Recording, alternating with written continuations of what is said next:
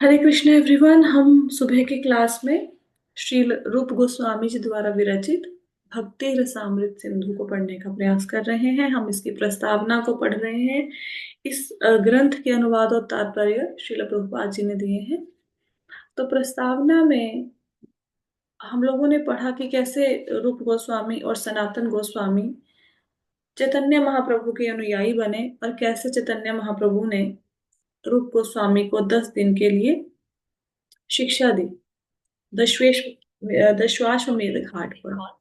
और इन्होंने शास्त्रों को, जो ये षड गोस्वामी है चैतन्य महाप्रभु के 6 प्रधान प्रत्यक्ष शिष्य जो हैं, उन्होंने शास्त्रों का अध्ययन करके उनका एनालिसिस करके उन शास्त्रों का सार हमें दिए। फिर हम लोगों ने भक्ति रसामृत सिंधु, भक्ति रस अमृत सिंधु, इन शब्दों का क्या तात्पर्य है वो हमने पढ़ा। भक्ति का अर्थ है भगवान की सेवा। सेवा तो हम लोग सब लोगों की करते हैं, अपने माता पिता की करते हैं, पत्नी की करते हैं, बच्चों की करते हैं, समाज की, देश की। लेकिन इन सब सेवाओं से मिलने वाले जो लाभ हैं वो भौतिक हैं। ये इन सब सेवाओं से मिलने वाला आनंद भौतिक है और टेम्परेरी है, अधिक समय के लिए नहीं रहेगा। इसलिए हम बार बार अपने भोगों को बदलने का प्रयास करते रहते हैं, अपनी सिचुएशंस को बदलने का प्रयास करते हैं अधिक रस प्राप्त करने के लिए। लेकिन जो भक्ति का रस है वो कभी कम नहीं होता, वो बढ़ता चला जाता है। यहाँ तक हम लोगों ने पढ़ा था। अब इसके बाद हम लोग आगे पढ़ते हैं।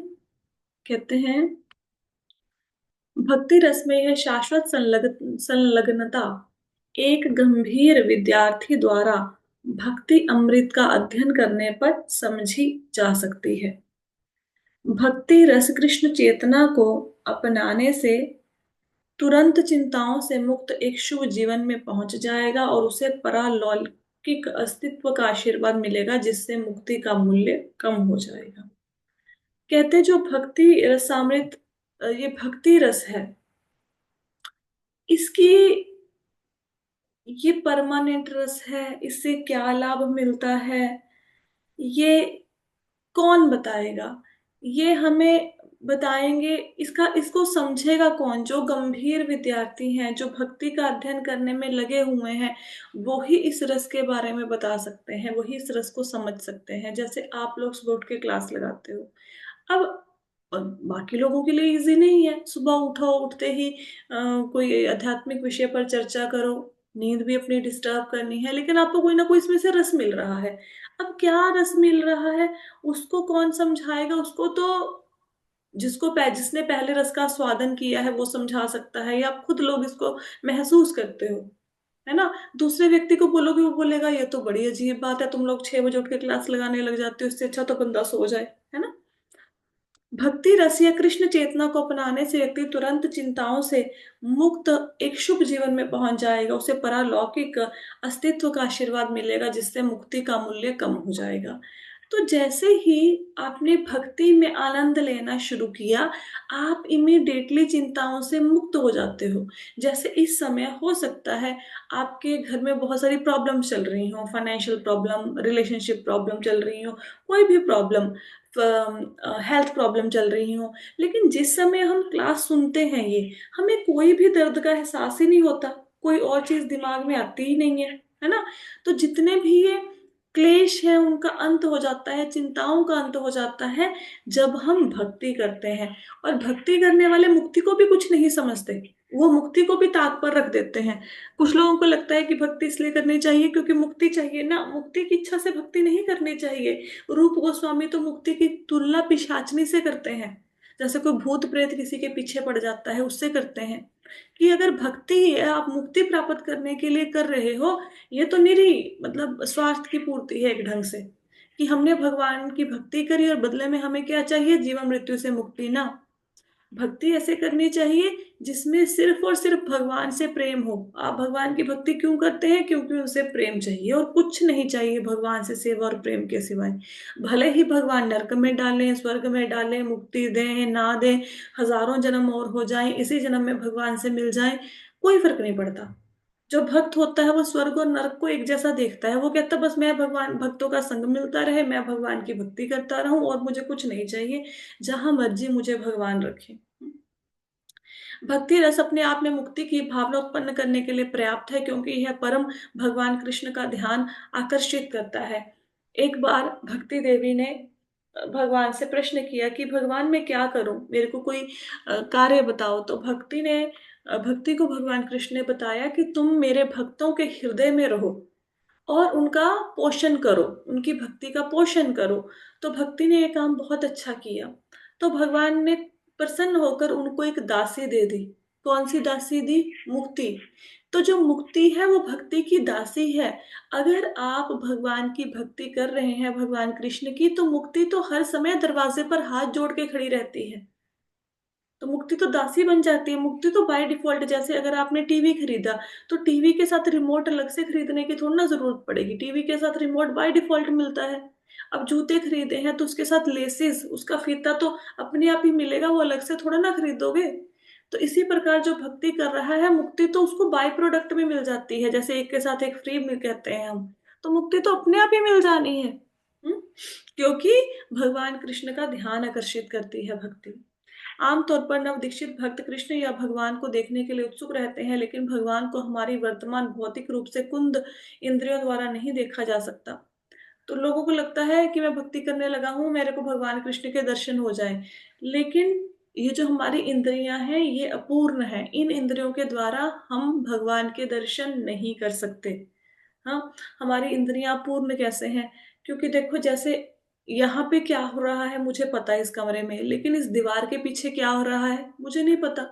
मेरी आंख की एक देखने की क्षमता है ना।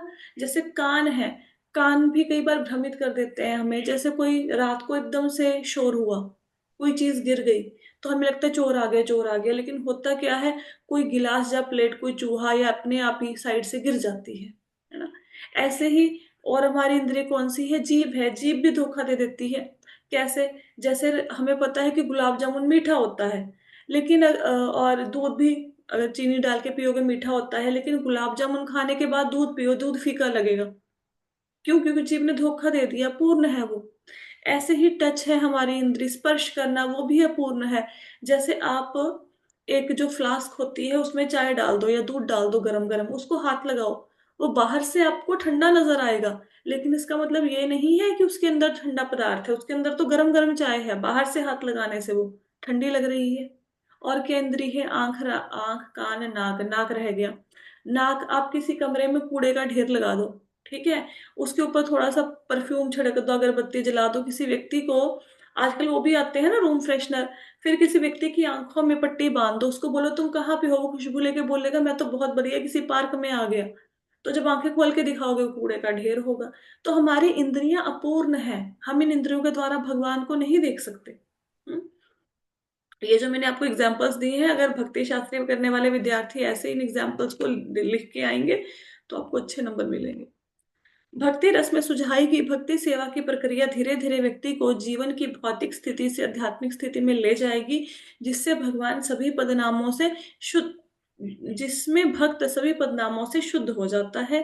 तब इंद्रियां भक्ति रस के निरंतर संपर्क में रहने से अदूषित हो जाती हैं। जब शुद्ध इंद्रियां भगवान की सेवा में नियोजित होती हैं तो व्यक्ति भक्ति रस के जीवन में भक्ति रस स्थित हो जाता है और जीवन के इस दिव्य चरण में कृष्ण की संतुष्टि के लिए किए गए किसी भी कार्य का आनंद लिया जा सकता है। तो अब हम बोलेंगे कि ठीक है, हमारी इंद्रियां पूर्ण हैं, अशुद्ध हैं, फिर कैसे भगवान का हमें दर्शन हो, कैसे हम भक्ति के रस को इसका पान कर सकें? उसके लिए भगवान के नामों का जाप करना शुरू करो, कथा कीर्तन का श्रवण करना शुरू करो। इससे क्या होता है? इससे हमारी इंद्रियां शुद्ध होती हैं। और जैसे धीरे धीरे हमारी इंद्रियां शुद्ध हो जाएंगी और जैसे जैसे हम भगवान की सेवा करते जाएंगे तो हमें भक्ति में आनंद मिलना शुरू हो जाएगा। अब जो लोग मंदिर जाके सेवा करते हैं, आप ये देखो, घर में अगर हमें इतना ही काम करने के लिए बोल दिया जाए जितना हम वहां पे करके आते हैं, हम लोग थक जाएंगे, है ना। लेकिन जिस दिन मंदिर में सेवा करनी होती है, घर का काम भी निपटा के जाते हैं, वहां पे भी काम करके आते हैं, लेकिन मन में कितनी प्रसन्नता होती है। अब घर में काम वाली ना आए, झाड़ू लगाना पड़ जाए, हमारे प्राण निकल जाते हैं कि काम वाली नहीं आई। यही कोई व्यक्ति आपको बोल दे कि बहुत बड़ा हॉल है, इसकी सफाई करनी है, तो वहां पे होड़ मच जाती है कि भाई चलो सफाई करो, सफाई करो। कई बार हमें ऐसा लगता है कि जैसे एक माता जी ने बोला कि ये जो हमारे घर में बुजुर्ग हैं, मैं नाम नहीं बताऊंगी, वो वहां पे जाके तो सेवा करते हैं, है ना, सत्संग में किसी और जगह पे, घर पे इनसे पानी का गिलास नहीं उठाया जाता। एक्चुअल में वो इसलिए सेवा कर पाते हैं क्योंकि वहां पे जिस जगह पे जाके वो सेवा कर रहे हैं उस जगह का प्रभाव है, उस जगह की वाइब्रेशन है। एक्चुअल में हमारे में इतना दम नहीं है कि हम सेवा कर दें ना। घर में करके देखो, जितना मंदिर का टेम्पल हॉल है ना, उतने टेम्पल हॉल की घर में सफाई करके देखो, उतना संगमरमर।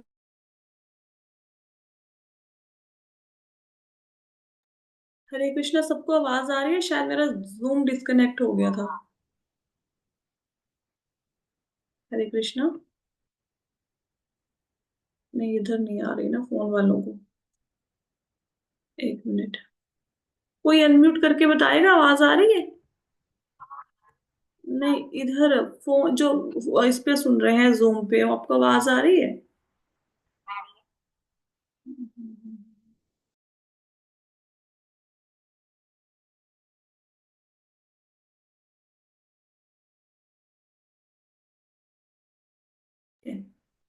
इस जूम पे सेशन लगा रहे हैं, उनको आवाज आ रही है? ममता माता जी हमें माता जी अब आनी शुरू हुई है। अब आ माता जी अभी आई है, अभी अब अच्छा, आ रही है। अब आ रही है, ठीक है। वो बीच में ना मेरे को लगता है मेरे नेट में कोई प्रॉब्लम हो गई है और वो डिस्कनेक्ट हो रहा है। चलो एनीवेज, अगर कुछ ऐसा रहेगा तो फिर हम दोबारा मीटिंग स्टार्ट कर लेंगे या फिर कल करेंगे। तो हम लोगों को ऐसा, मैं एग्जांपल ये दे रही थी, जैसे हम, नहीं, अब आ रही है ना आवाज पक्का? अच्छा, जी जी माता जी आ आ रही है। रही। Okay okay. तो मैं ये एग्जांपल दे रही थी, हम लोगों को ऐसा लगता है कि हमारे घर में जो बड़े बुजुर्ग हैं या कोई भी है, या घर वालों को भी ऐसा लगता होगा हमारे बारे में कि घर में तो ये काम नहीं करते, घर में तो इतनी इतनी मिट्टी चढ़ी पड़ी है, वहां मंदिर में जाके पोछे मारते फिरते हैं। लोगों को ये लगता होगा, ठीक है। या बड़ा सत्संग में जाके सेवा करते फिरते हैं, यहाँ पे तो कोई काम करते नहीं है। अरे भाई, उस स्थान की वाइब्रेशन का इम्पैक्ट है जो आप काम करते हो। किसी दिन आपकी तबीयत खराब हो, आपका सिर दर्द हो रहा है, आपको चक्कर आ रहे हैं, आपके पेट दर्द हो रहा है, घुटने दर्द हो रहे हैं, चुपचाप से कैब करो और जाके पहुंच जाओ मंदिर में। आप देखो, आपको पता ही नहीं चलेगा। कितनी बार अनेक भक्तों के साथ ऐसा होता है, हम वो सेवा कर नहीं पा रहे, वो सेवा भगवान हमसे करा लेते हैं, वो वहां पे शक्ति देते हैं हमें। उस जगह का इम्पैक्ट होता है। अरे भैया, जिस जगह में इतना कीर्तन, इतना भजन हो रहा है, वहां पे हम जाएंगे, वहां की वाइब्रेशन हमें इम्पैक्ट नहीं करेंगी? आप ऐसा करो, किसी बियर बार में जाके देखो, वहां की वाइब्रेशन कैसी है। वहां पे जाके एकदम से ऐसा मन घबराने लगेगा, उसकी वाइब्रेशन छोड़ो, पंजाबी गाने लगा लो। कोई समय ऐसा था हम पंजाबी गानों के ऊपर डांस करते होते थे, है ना, शादियों में कोई जन्मदिन है वहां पे। अब पंजाबी गाने लगा के आप डांस करके ही देख लो, मन ही नहीं करेगा। मतलब तो उन गानों को सुन के घबराहट होनी शुरू हो जाएगी, न्यूज़पेपर सुन के घबराहट होती है, पढ़ के, टीवी देख के न्यूज़ चल रही होगी, घबराहट होनी शुरू हो जाएगी। तो इम्पैक्ट होता है, वाइब्रेशंस होते हैं, इसलिए वो व्यक्ति सेवा कर पाते हैं, है ना। तो जब आप भक्ति करना शुरू कर दोगे, सेवा करनी शुरू कर दोगे, धीरे धीरे आपकी इंद्रियां शुद्ध हो जाएंगी। जब शुद्ध हो जाएंगी तो आपको आनंद आने लगेगा और कृष्ण की अनुभूति होगी। आपको भले ही दर्शन हो चाहे ना हो, लेकिन आपको ये लगेगा भगवान कृष्ण मेरे साथ है और हमेशा वो मेरी रक्षा करेंगे, ऐसा मन में महसूस होना शुरू हो जाएगा। और सेवा के प्रति आपका सहज आकर्षण उत्पन्न हो जाएगा। हो सकता है स्टार्टिंग स्टार्टिंग में कोई आपको सेवा के लिए बोले, आपका मन ना करे, लेकिन सेवा करते करते इतनी मन में सेवा के लिए भाव उत्पन्न हो जाता है कि मन करता है रोज मंदिर में जाके सेवा करें। ठीक है। अब बताया गया है कि रस 12 प्रकार के हैं। आ, कहाँ तक पढ़ा है? अच्छा, जब कोई इस प्रकार भक्ति सेवा में लगा रहता है तो उसे सभी प्रकार के रस या माधुरताएं शाश्वत हो जाती हैं। आरंभ में व्यक्ति को आचार्य या आध्यात्मिक गुरु के मार्गदर्शन में नियमन के सिद्धांतों के अनुसार प्रशिक्षित किया जाता है। जब धीरे धीरे कोई उन्नत होता है तो भक्ति सेवा स्वचालित हो जाती है और कृष्ण सेवा करने की सहज उत्सुकता से इसकी विशेषता होती है। रस 12 प्रकार के हैं, जैसा कि इस पुस्तक में समझाया जाएगा। 5 प्राथमिक रसों में कृष्ण के साथ अपने संबंध को नवीनीकृत करके हम पूर्ण ज्ञान और आनंद में शाश्वत रूप से रह सकते हैं। इसमें बताया गया है कि इनिशियली जो सेवा करनी है आपने, वो गुरु के मार्गदर्शन में आपको करनी पड़ेगी। मन करता है नहीं करता, 16 माला का जाप करना ही करना है, मन करता है नहीं करता, गीता भागवत पढ़नी है, कथा का श्रवण करना है, ये शुरू शुरू में जबरदस्ती मन को लगाना पड़ता है, गुरु के निर्देश का पालन करना पड़ता है, शास्त्रों के अकॉर्डिंग जीवन को जलाना पड़ता है। जबरदस्ती है एक तरह की मन के साथ। लेकिन धीरे धीरे आप पाएंगे कि अपने आप मजा आने लग गया, अब जबरदस्ती नहीं करनी पड़ती किसी को। अब जैसे पहले पहले कोई आपको बोलता था 16 माला कर लो, आप कहते थे अरे 2 घंटे लगेंगे, 16 माला कर लें, कैसे कर लें। फिर धीरे धीरे अब जिस दिन माला नहीं करते हो उस दिन ग्लानि होती है ना। ये कहाँ से आया भाव एकदम से? ये आया माला करते करते, है ना। तो पहले पहले गुरु के निर्देशन में सेवा करनी है। उसके बाद मतलब एक तरह से धक्का लगता है कि कोई धक्का मार के हमें चला रहा है, हम चलना नहीं चाहते। धीरे धीरे अपने आप सहज प्रेम भगवान के प्रति बन जाता है। 12 प्रकार के रस हैं जिसकी इस पुस्तक में भी चर्चा होगी। उनमें से 5 जो मेन रस हैं, जो मैंने बहुत बार आपको बताया, दास्य, शांत, वात्सल्य, साख्य और माधुर्य रस। भगवान हमारे मित्र हैं, भगवान हमारे स्वामी हैं, भगवान हमारे बालक हैं, भगवान से कोई पति या प्रेमी का रिश्ता बनाना, और भगवान से शांत रस में भगवान की मुरली बनना, मोर पंख बनना। इस प्रकार से 5 रस हैं जिनसे हम भगवान के साथ प्रेम का आदान प्रदान कर सकते हैं। इन 5 प्रकार के रसों में से कोई भी एक रस या सारे रसों, कई बार ऐसा लगता है भगवान ही सब कुछ है, वही माता पिता है, वही दोस्त है, सब कुछ वही है, कई बार ऐसा भी लग सकता है। तो भक्ति करते करते हम इन रसों में भगवान के साथ प्रेम का आदान प्रदान कर सकते हैं। जैसे लड्डू गोपाल जी की सेवा करते हैं तो आप खाने में मिर्ची नहीं डालते, क्यों नहीं डालते? क्योंकि ऐसा लगता है कि वो तो बालक है, उनको मिर्ची लग जाएगी, है ना। इस प्रकार जीवन की मूल स्थिति यह है कि हम में से किसी से प्रेम करने की सामान्य प्रवृत्ति होती है। कोई भी व्यक्ति किसी दूसरे से प्रेम किए बिना नहीं रह सकता। यह प्रवृत्ति प्रत्येक जीव में विद्यमान है। यहाँ तक कि बाघ जैसे जानवर में भी यह प्रेम की प्रवृत्ति कम से कम सुप्त अवस्था में तो होती ही है। यह निश्चित रूप से मनुष्यों में भी विद्यमान है। हालांकि जो बिंदु लुप्त है वह यह है कि हम अपने प्रेम को कहाँ पर स्थापित करें ताकि सुखी हो सके। वर्तमान समय में मानव समाज हमें अपने देश, परिवार या व्यक्तिगत स्व से प्रेम करना सिखाता है, लेकिन इस बारे में कोई जानकारी नहीं है कि प्रेम प्रवृत्ति को कहाँ स्थापित किया जाए ताकि सभी सुखी हो सके। वह लुप्त बिंदु कृष्ण है, और भक्ति का अमृत हमें सिखाता है कि हम कृष्ण के प्रति अपने मूल प्रेम को कैसे उत्तेजित करें और इस स्थिति में कैसे स्थित हों जहां आनंद में जीवन का आनंद ले सके। इस पैराग्राफ में बताया गया है कि प्रेम करना तो हमारी नेचर में है। बाय डिफॉल्ट हम इस गुण के साथ ही पैदा हुए हैं। हम अपने पति से प्रेम करते हैं, पत्नी से, बच्चों से, कई बार समाज से, है ना, कि भई अनाथ बच्चे हैं इनका भला करो, ऐसे उनके प्रति प्रेम उमड़ता है। हर व्यक्ति किसी ना माता पिता से प्रेम करते हैं। तो प्रेम तो है हमारे अंदर। यहाँ तक कि जानवर भी अपने बच्चों से प्रेम करते हैं। जो हिंसक जानवर होते हैं, शेर दूसरों को मारता है, अपने बच्चों से तो प्रेम करता है ना। प्रेम तो है सबके अंदर, बस ये नहीं समझ आ रहा कि प्रेम हम किससे करें, कौन वास्तविक प्रेम के योग्य है प्रेम करने के। वो है भगवान कृष्ण। बाकी लोगों से जो प्रेम करेंगे वो तो एक ढंग से उसमें स्वार्थ का मिश्रण होता है, और हो सकता है सामने वाला हमारे साथ प्रेम में का उतना आदान प्रदान कर पाए या ना कर पाए। आप पति से इतना प्रेम करते हो, पति भी उतना प्रेम करेंगे, कोई गारंटी नहीं है। और क्या पति पत्नी का प्रेम हमेशा बना रहता है? नहीं। अगर बना रहता हो तो फिर डिवोर्स क्यों होते हैं? तभी होते हैं ना कि प्रेम स्वार्थ का कंटेंट मिला रहता है उसमें, है ना। तो वास्तविक प्रेम वही है जो हम भगवान से करते हैं। वही वही एक बिंदु है जो कि लुप्त है। हमें पता है प्रेम करना है, ये नहीं पता करना किससे है। तो हम बाकी लोगों से प्रेम करते हैं, फिर उनसे धोखा खाते हैं, फिर हम परेशान होके बैठ जाते हैं, है ना। तो प्रेम को कहाँ पे स्थापित करना है? भगवान कृष्ण में। जब भगवान कृष्ण से प्रेम करोगे तो फिर बाकी सब लोग अपने आप ही संतुष्ट हो जाएंगे। हम्म। अदरवाइज भगवान कृष्ण से प्रेम नहीं करेंगे, दुनिया के लोगों को खुश करने की कोशिश करोगे, दुनिया के लोग नहीं खुश रहेंगे, कभी खुश नहीं हो सकते हमारे प्रेम से। प्रारंभिक अवस्था में एक बच्चा अपने माता पिता से, फिर भाई बहनों से प्रेम करता है। वह जैसे जैसे बड़ा होता है अपने परिवार, समाज, समुदाय, देश, राष्ट्र, यहाँ तक कि पूरे मानव समाज से प्रेम करना शुरू कर देता है। लेकिन प्रेम की प्रवृत्ति पूरे मानव समाज से प्रेम करने से भी संतुष्ट नहीं होती। वह प्रेम की प्रवृत्ति तब तक अपूर्ण होती है जब तक हम नहीं जान लेते कि परम प्रिय कौन है। हमारा प्रेम तभी पूरी तरह से संतुष्ट हो जाता है जब वह कृष्ण में विराजमान हो। यह विषय भक्ति के अमृत का सार है, जो हमें 5 अलग अलग पारलौकिक मधुरताओं में प्रेम से, कृष्ण से प्रेम करना सिखाता है। तो बताया गया है कि छोटे होते हैं तो माता पिता से प्रेम करते हैं, बड़े होते हैं भाई बहनों से प्रेम हो जाता है, फिर और बड़े हो जाते हैं तो जीवन में कोई जीवन साथी आता है, उससे प्रेम हो जाता है, फिर बड़े हो जाते हैं, फिर हमारे खुद के बच्चे हो जाते हैं, उनसे प्रेम हो जाता है, फिर बाकी प्रेम छोटे लगने शुरू हो जाते हैं। जितना हम अपने भाई बहनों से प्रेम करते थे, कि आज हम उतना ही प्रेम करते हैं। आज हम क्या कहते हैं, मेरे को अपने घर से फुर्सत ही नहीं मिलती, भैया तुमसे कैसे मिलने आऊं, बहन तुमसे कैसे मिलने आऊं, माँ बाप को भी यही कहते हैं। तो जो प्रेम है, प्रेम बदलता जाता है।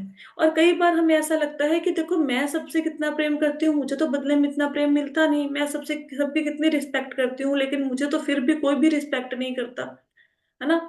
तो क्यों ऐसा होता है हमारे साथ? क्योंकि हमें ये नहीं पता कि परम प्रिय कौन है। परम प्रिय है भगवान कृष्ण, उनसे प्रेम करेंगे तभी संतुष्टि मिलेगी, नहीं तो अलग अलग जगह पे प्रेम के सोर्सेस को खोलते रहेंगे, खोजते रहेंगे, संतुष्टि नहीं मिलेगी। और यही पांच रसों में शांत, दास्य, वात्सल्य, माधुर्य, साक्ष्य रस, इन्हीं में भगवान के साथ प्रेम करना है, प्रेम का आदान प्रदान करना है। आगे कहते हैं, जो भगवान का भक्त होता है उससे लोग बहुत प्रेम करते हैं। अभी आप रथ यात्रा में गए थे, लोग कितना आपको सम्मान दे रहे हैं, कैसे पूछ रहे हैं कि वृंदावन से आए हैं, आप कहाँ से आए हैं। इवन अगर आपने तिलक लगाया हुआ है, साड़ी पहनी हुई है, कोई आपसे बदतमीजी करने की हिम्मत भी नहीं करता। आप मंदिर में जाओ, अब देखो कोई एक लड़की है, वो छोटे कपड़े पहनकर कहीं पे घूम रही है ना, तो ऑब्वियसली लड़के उसको छेड़ना शुरू कर देते हैं। लेकिन अगर आपने तिलक लगाया हुआ है, साड़ी पहनी हुई है, सूट पहना हुआ है ना, और हाथ में माला है, सामने वाला भी आपको छेड़ने से पहले 100 बार सोचेगा। उसके मन में आपके प्रति आदर भाव उत्पन्न होगा ना। तो भगवान का जो भक्त है वो सबको आकर्षित करता है। हमारी प्रेम में प्रवृत्ति उस प्रकार विस्तृत होती है जैसे प्रकाश या वायु का कंपन विस्तृत होता है, किंतु हम यह नहीं जानते कि इसका अंत कहाँ पे है। भक्ति का अमृत हमें कृष्ण से प्रेम करने की सरल विधि द्वारा प्रत्येक जीव से पूर्णतः प्रेम करने का विज्ञान सिखाता है। हम संयुक्त राष्ट्र जैसे महान प्रयासों के द्वारा भी मानव समाज में शांति और सद्भावना स्थापित करने में असफल रहे, क्योंकि हम सही विधि नहीं जानते। विधि बहुत सरल है, किंतु इसे ठंडे दिमाग से समझना पड़ेगा। भक्ति का अमृत सभी मनुष्यों को भगवान कृष्ण से प्रेम करने की सरल स्वाभाविक विधि सिखाता है। यदि हम कृष्ण से प्रेम करना सीख लें तो प्रत्येक जीव से तत्काल और एक साथ प्रेम करना सरल हो जाएगा। यह वृक्ष की जड़ में जल डालने या पेट में भोजन पहुंचाने के समान है। वृक्ष की जड़ में जल डालने से या पेट को भोजन पहुंचाने की विधि सर्वत्र वैज्ञानिक और व्यवहारिक है, जैसा कि हम में से हर एक ने अनुभव किया है। यहाँ पे क्या बताया गया है, यहाँ पे ये बताया गया है कि पूरे देश में जैसे ये हमारा यूएसए है, वहां पे अलग अलग तरह की सारे राष्ट्र, सारे देश मिलकर योजनाएं बनाते रहते हैं कि विश्व में शांति कैसे स्थापित हो, शांति कैसे स्थापित हो। लेकिन क्या विश्व में शांति स्थापित हो रही है? नहीं, सब जगह पे लड़ाई झगड़ा कलह क्लेश है ना। तो लोगों को ये नहीं पता कि शांति स्थापित कैसे करनी है। उसके लिए मनगढ़ंत ऐसे पेपर पे प्लानिंग करके योजनाएं बना के दुनिया में शांति नहीं आ सकती। शांति कैसे आएगी? जब लोग भगवान से प्रेम करना सीख जाएंगे। देखो अशांति क्यों है? क्योंकि लोग ज्यादा से ज्यादा ये चाहते हैं कि जो प्राकृतिक साधन है या फिर कोई भी संपदा है उसके ऊपर हमारा, हमारे देश का हक हो, है ना। इसलिए लड़ाइयां हो रही हैं, ये जमीन का टुकड़ा है, ये मेरे पास हो, है ना। भारत पाकिस्तान, भारत चाइना में ये क्या लड़ाइयां हैं? ये लड़ाइयां जमीन के टुकड़ों के लिए हैं, है ना। और किसी को ये भी नहीं पता कि ये जमीन के टुकड़े पहले किसके थे, बाद में किसके हुए, अब किसके हैं। ये जमीन किसी की थोड़े ना होती है, ये तो बदलती रहता है, इसका स्वामित्व तो बदलता रहता है। रियल में शांति कब आएगी? जब लोग भगवान से प्रेम करेंगे। जब भगवान से प्रेम करेंगे उससे क्या होगा, उनकी भौतिक इच्छाएं धीरे धीरे खत्म हो जाएंगी। उनको पता लग जाएगा कि हमें प्रकृति से उतना ही लेना है जितना हमारे लिए जरूरी है, अननेसेसरी हम लोगों ने जमा नहीं करना, जमाखोरी बंद हो जाएगी। फिर जो कृष्ण भक्त होता है वो पशु पक्षियों के प्रति, इवन चींटियों के प्रति, मतलब छोटे से छोटे मतलब कीड़ों के प्रति भी वो दयालु होता है। जो कृष्ण भक्त होता है वो मकड़ी का मतलब जाला उतारते हुए भी ये ध्यान रखेगा कि कहीं मकड़ी ना मर जाए। इतना सॉफ्ट हार्टेड होता है। तो जब मनुष्य भगवान कृष्ण से प्रेम करेंगे तो वो दूसरों के ऊपर अत्याचार नहीं कर पाएंगे, हृदय कोमल हो जाएगा। और जो जो लड़ाई झगड़े हैं ये खत्म हो जाएंगे। तो वास्तव में अगर किसी ने शांति स्थापित करनी है तो लोगों को भक्त बनाना होगा, भगवान कृष्ण की भक्ति सिखानी होगी। इससे सब जगह शांति आ सकती है, और बाकी सब लोग अपने आप संतुष्ट हो जाएंगे अगर कृष्ण की भक्ति करेंगे। जैसे पेड़ है, हम लोग पत्तों को पानी देना शुरू कर दें, जड़ को पानी ना दे तो पत्ते गल जाएंगे, वृक्ष सूख जाएगा। अगर जड़ को पानी देंगे पत्तों तक पानी अपने आप पहुंच जाएगा, है ना। तो कृष्ण की भक्ति करने का अर्थ है कि जड़ को पानी देना, जड़ को पानी दे दिया तो देवी देवता भी खुश, और पूरा समाज देश सब खुश, सबके सब लोग खुश। ऐसे ही पेट को भोजन दे दिया, पूरे हाथ पैर आंख कान नाक सब इंद्रियां पोषित हो जाती हैं। हाँ? इसी तरह हम भली भांति जानते हैं, जब हम कुछ खाते हैं या दूसरे शब्दों में जब हम भोजन को पेट में डालते हैं तो इस क्रिया से उत्पन्न ऊर्जा तुरंत पूरे शरीर में वितरित हो जाती है। इस प्रकार जब हम जड़ में जल डालते हैं तो उस प्रकार निर्मित ऊर्जा तुरंत ही सबसे बड़े वृक्ष में भी संपूर्ण रूप से विस्तृत हो जाती है। वृक्ष को भाग भाग करके जल देना संभव नहीं है, मतलब पार्ट्स में डिवाइड करके वृक्ष को, ना ही शरीर के विभिन्न अंगों को अलग अलग भोजन देना संभव है। भक्ति का अमृत हमें सिखाएगा कि वह एक स्विच कैसे चालू किया जाए जिससे तुरंत ही सब कुछ हर जगह प्रकाशित हो जाएगा। जो इस विधि को नहीं जानता है वह जीवन के सार से चूक जाता है। तो अगर एक बार ना शरीर के सारे अंगों में स्ट्राइक हो गई, सबने बोला कि ये पेट है कोई काम तो करता नहीं है, खाना खाता रहता है, हम सब लोग काम करते हैं, आज से क्या करते हैं हम पेट को खाना देना बंद कर देते हैं। तो हाथ ने पेट को खाना देना बंद कर दिया, पैर ने मुंह ने भोजन खाना बंद कर दिया कि पेट तक भोजन नहीं जाने देना। थोड़े दिनों में क्या हुआ, जो हाथ पैर थे वो काम करना बंद कर गए, और कुछ दिन बीते व्यक्ति बीमार होकर मंजे पे पड़ गया। तो उनको समझ आया कि पेट में जब भोजन डालते हैं तो हम लोग पोषित होते हैं। अगर आंख को भोजन देंगे, आंख कैसे खाएगी? हाथ पैरों में भोजन रख दो, वो पोषित पोषण थोड़े ना मिलेगा। पेट में जो भोजन जा रहा है पूरी बॉडी का पोषण कर रहा है। इसी प्रकार जब भगवान कृष्ण को संतुष्ट कर दिया, भगवान से प्रेम करना सीख लिया, तो बाकी जीव अपने आप संतुष्ट हो जाएंगे। लेकिन प्रॉब्लम यह है, हम बाकी जीवों को संतुष्ट करने की कोशिश करते हैं, कृष्ण से प्रेम नहीं करते, बाकी जीव संतुष्ट हो नहीं सकते, जीवन हमारा व्यर्थ चला जाता है। यही भक्ति का अमृत हमें सिखाता है। जैसे एक कमरा है, उसमें ना अंधेरा है, कितने सालों से अंधेरा है, सपोज करो लाखों सालों से उसमें अंधेरा है। एक आपने बल्ब जगाना है, 1 मिनट में अंधेरा भाग जाएगा, 1 मिनट में। तो चाहे हमारी इंद्रियां शुद्ध नहीं है, चाहे हमारे अंदर काम क्रोध लोभ मोह अहंकार जन्मों का भरा पड़ा है, एक स्विच कृष्ण भक्ति का चालू करना है, सब सारा अंधेरा दूर हो जाएगा। जहां तक भौतिक आवश्यकताओं का प्रश्न है, वर्तमान समाज में मानव सभ्यता सुख सुविधाओं में बहुत आगे बढ़ चुकी है, लेकिन फिर भी हम सुखी नहीं हैं क्योंकि हम मूल बात को भूल गए हैं। जीव की भौतिक सुख सुविधाएं ही हमें सुखी बनाने के लिए पर्याप्त नहीं है। इसका ज्वलंत उदाहरण अमेरिका है, संसार का सबसे धनी राष्ट्र। जहां भौतिक सुख सामग्री की सभी सुविधाएं उपलब्ध हैं, वहां पर ऐसे लोगों का वर्ग पैदा हो रहा है जो जीवन में पूरी तरह से भ्रमित और निराश हैं। मैं ऐसे भ्रमित लोगों से अपील करता हूँ कि वो भक्ति अमृत में बताए गए अनुसार भक्ति की सेवा करने की कला सीखें। मुझे विश्वास है कि उनके हृदय में जल रही भौतिक अस्तित्व की अग्नि तुरंत बुझ जाएगी। हमारे असंतोष का मूल कारण है कि भौतिकवादी जीवन शैली के बावजूद हमारी बहुत उन वादी जीवन शैली में हमारी उन्नति के बावजूद हमारी सुप्त प्रेम की प्रवृत्ति पूरी नहीं हुई। यहाँ पे बताया गया है कि हमारे पास इतने ज्यादा सुख सुविधाएं आ गई हैं। पहले के जमाने में ये एसी कूलर फ्रिज थोड़े ना होते थे। ये सारी सुख सुविधाएं आने के बाद भी सुखी हम फिर नहीं हो रहे। कुछ लोगों को लगता है कि पैसा आएगा तब हम सुखी हो जाएंगे। अगर पैसा आने से सब लोग सुखी हो जाते, तो आप ये देखो जो अमेरिका है वहां पे कितना ज्यादा पैसा है लोगों के पास, डॉलर्स में उनकी इनकम है। तो क्या अमेरिका में सारे लोग सुखी हैं? ना। वहां पे लोग नशे क्यों करते हैं? वहां पे रिलेशनशिप प्रॉब्लम्स क्यों चल रही हैं? क्यों बहुत जल्दी डिवोर्स हो जाता है? क्यों बच्चे माँ बाप का कहना नहीं मानते? और उस देश से दुखी कोई देश नहीं है। वहां के लोगों को प्रेम करना ही नहीं आ रहा है।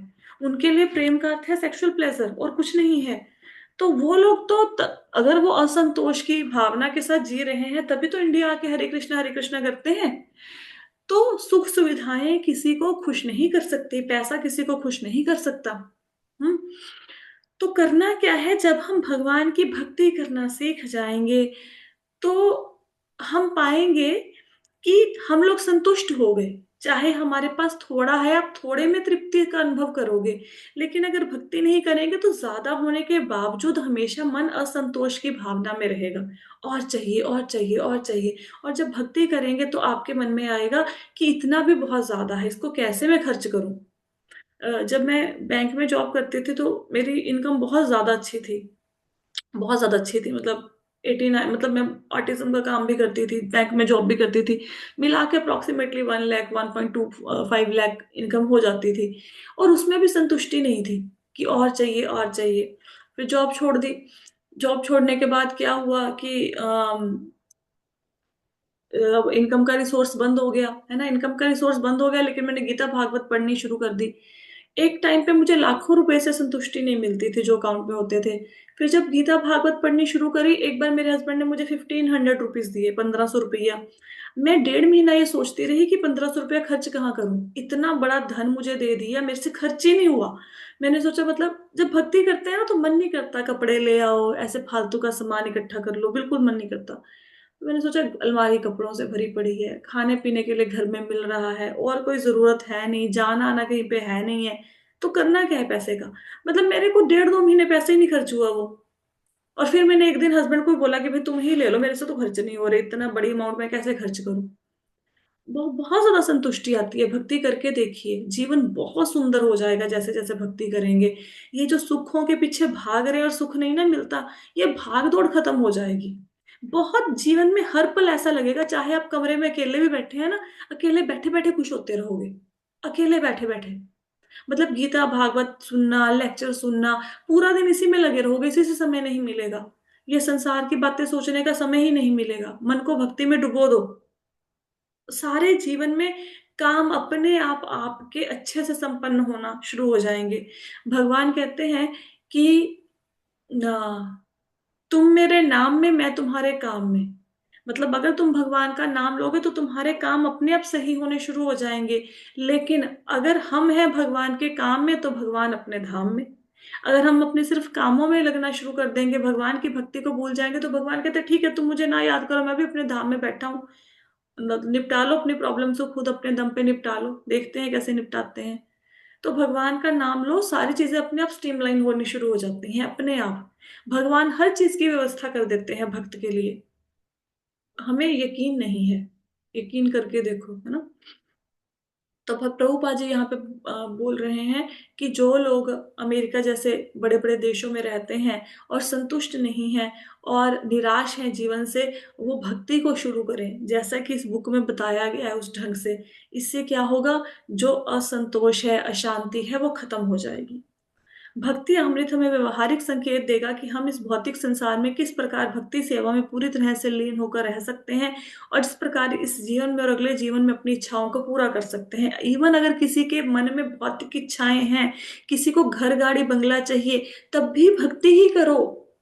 भक्ति करने से भौतिक इच्छाओं की भी पूर्ति हो जाती है। हालांकि ये सेल्फिश भावना है, स्वार्थपूर्वक भावना है, लेकिन फिर भी अगर भौतिक इच्छाएं हैं उनको भी भक्ति के द्वारा ही हमने, भगवान कृष्ण की भक्ति के द्वारा ही पूरा करना है, भगवान से ही मांगना है, किसी और के पास नहीं जाना।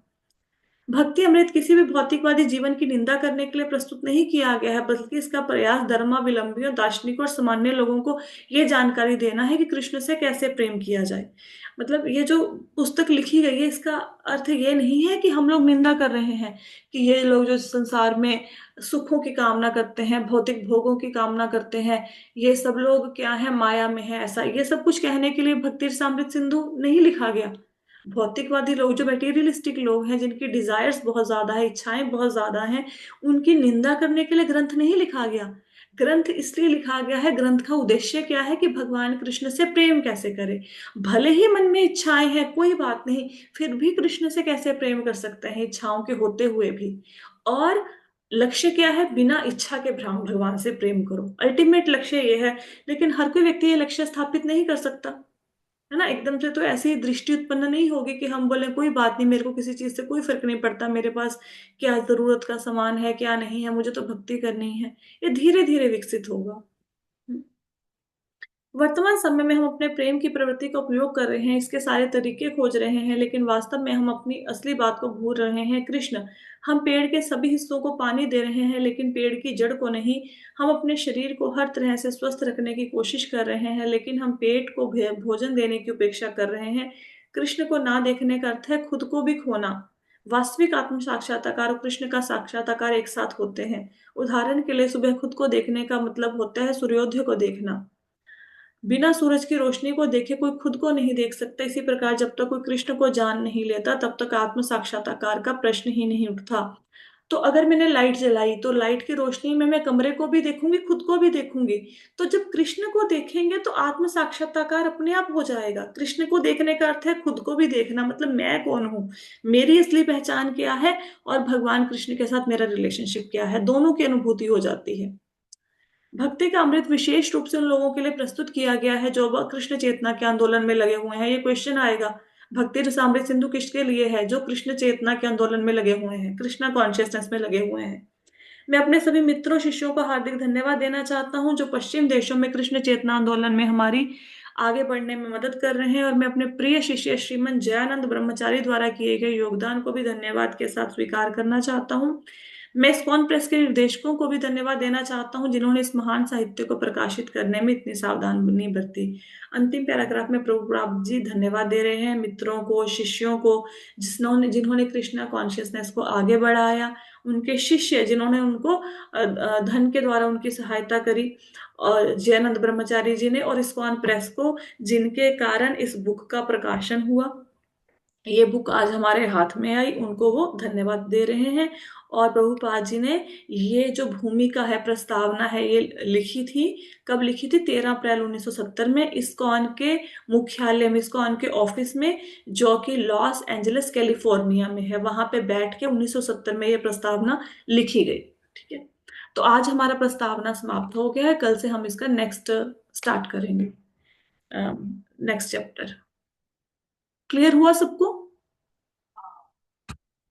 ठीक है।